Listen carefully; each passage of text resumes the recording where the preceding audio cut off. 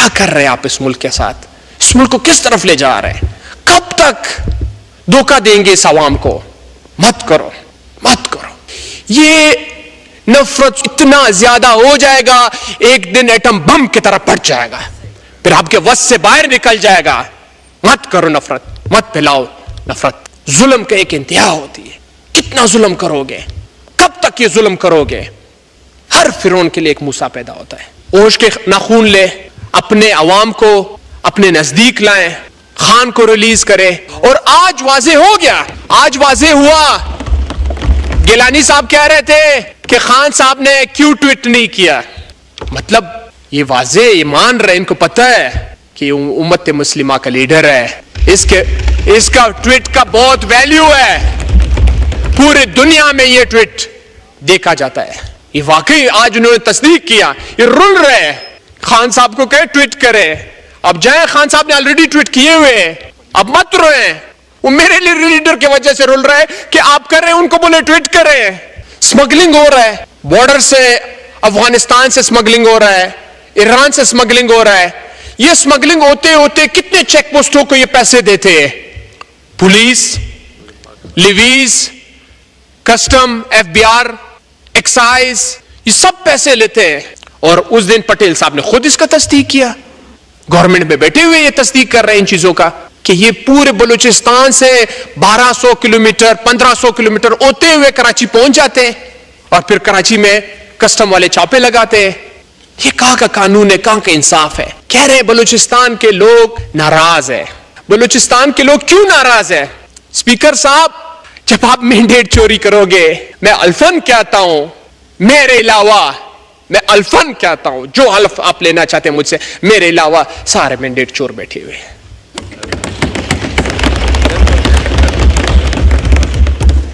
मैं हैरान हूं।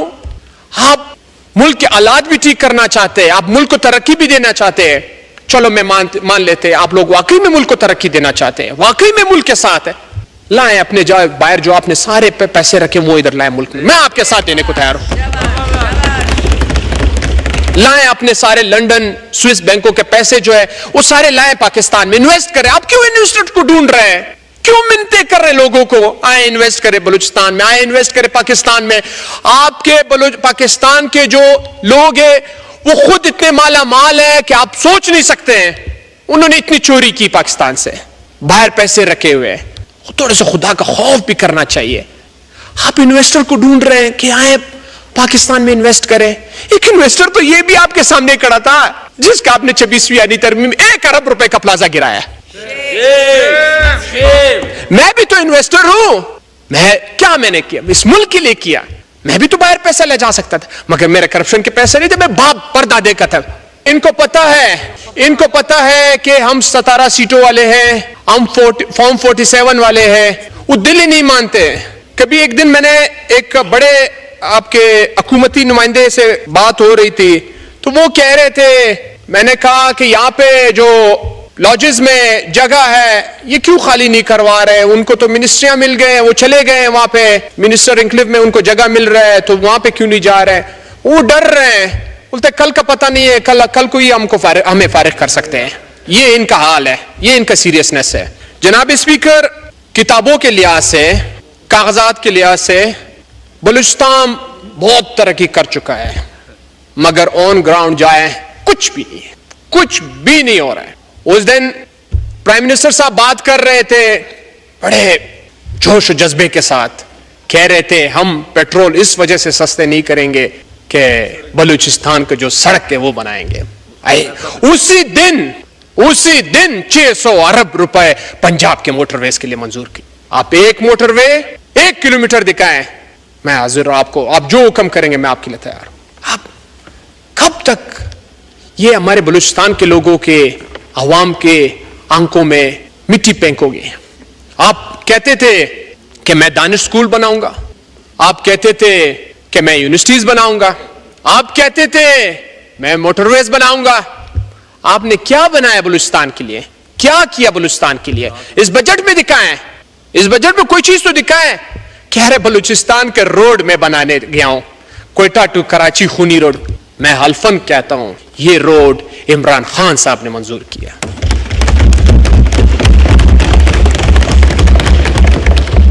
इमरान खान साहब ने क्वेटा टू बलूचिस्तान रोड मंजूरी दी। मैं उस मीटिंग में बैठा हुआ था, उस मीटिंग में मैं एडवाइजर टू चीफ मिनिस्टर था उस टाइम।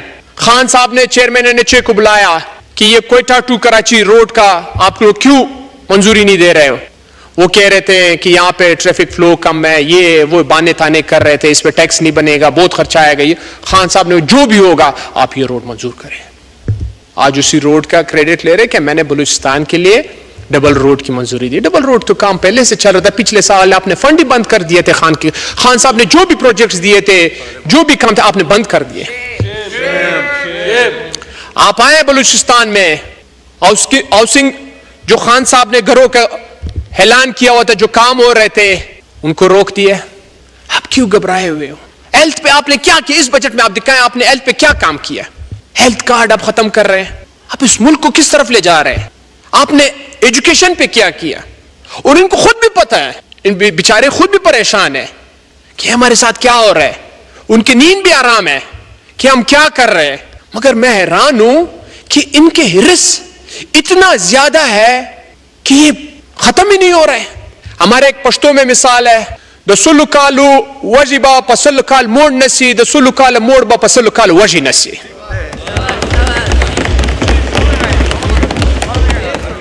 बलूचिस्तान वसाइल के लिहाज से माला माल है, सोना है, तांबा है, गैस है, पेट्रोल है, मगर बलूचिस्तान में आप जाए साफ पानी तक नहीं मिल रहा है। हम बाप दादे से आ रहे हैं, अंग्रेजों से हम लड़े हैं, हमने शहीद दिए हुए, कैंट के अंदर हमारे कब्रिस्तान पड़े हुए बाज़ाई कौम के, अंग्रेज से हम लड़े हैं, अंग्रेजों को हमने शिकस्त दी है। अब पता नहीं, मैं हैरान हूं कि मुझसे ज्यादा, हमसे ज्यादा वफादार कौन हो सकता है इस पाकिस्तान।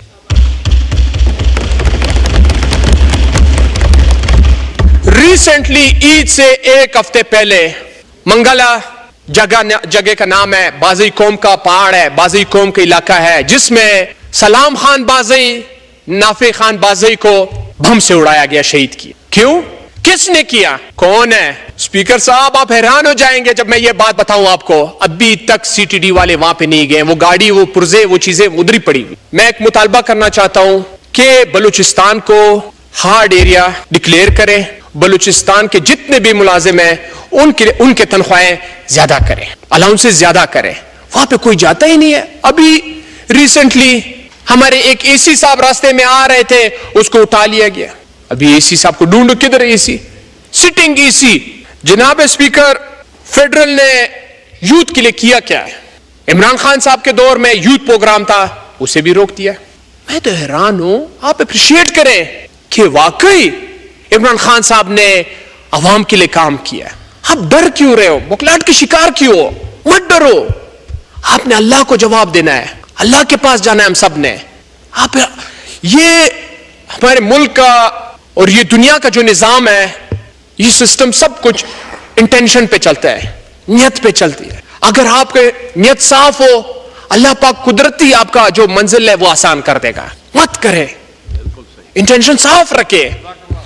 आप यकीन करें, मैं बलूचिस्तान के ट्रांसपोर्टर्स के साथ बैठता रहता हूं। वो कहते हैं जब हम पंजाब आते थे इमरान खान के दौर में, जब सिंध आते थे या केपी आते थे, वो हमें इतने इज्जत देते थे कि इमरान खान साहब मजदूर तबके पर और ट्रांसपोर्ट ये गरीब तबके पे नाराज होता है, वो पुलिस तंग नहीं करते थे।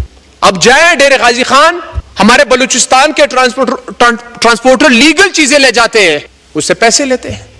मैं Adil Khan Bazai, member national assembly में बैठ के स्पीच कर रहा था, मुझ पे एफआईआर हुआ है कोयटा में। स्पीच के दौरान अब दे रूलिंग, इसके खिलाफ करे कार्रवाई। सर नहीं, हमें हिम्मत ही नहीं है, हम ये कर ही नहीं सकते। मैं तो हैरान हूं, यकीन माने मैं बचपन से सोचता था कि अल्लाह करे मैं कुछ बनूं, इस मुल्क अपने इलाके के लिए खिदमत करूं, इनको आगे ले जाऊं, यूथ को आगे ले जाऊं, एजुकेशन में काम करूं, हेल्थ में काम करूं। एग्रीकल्चर तबाह है, इरिगेशन तबाह है। आप बताएं आपने एग्रीकल्चर और इरिगेशन में क्या किया है पाकिस्तान के लिए? क्लाइमेट चेंज में आपने क्या किया है पाकिस्तान के लिए? फिर बलूचिस्तान के लिए आपने क्या किया? कुछ नहीं। मैं, आप यकीन करें, कुछ टाइम बाद जो कोयटा है वो कंट्राक्ट बन जाएगा। पानी दिन ब दिन खत्म हो रहा है, वहां पे डैम्स की जरूरत है, डैम्स दे नहीं रहे। क्यों नहीं दे रहे? जरूरी चीजें मत तो मुझे ये वाजे हो गया। और सर मैं एक और बात बताना चाहता हूं, लास्ट मिनट वाइंड अप करिए प्लीज सर, आप हमें थोड़ा सा टाइम दे दे। एफबीआर ने टैक्सेस जो लगाए हुए हैं, बॉडी चेंज गाड़ी में अगर आप एक स्पेयर पार्ट का कोई चीज लोगे उस पर भी टैक्स देना होगा। मतलब एक चोरी का एक और रास्ता ढूंढ लिया है। ये किधर ले जा रहा है आप मुल्क? क्यों कर रहे हैं इस मुल्क के साथ जुल्म?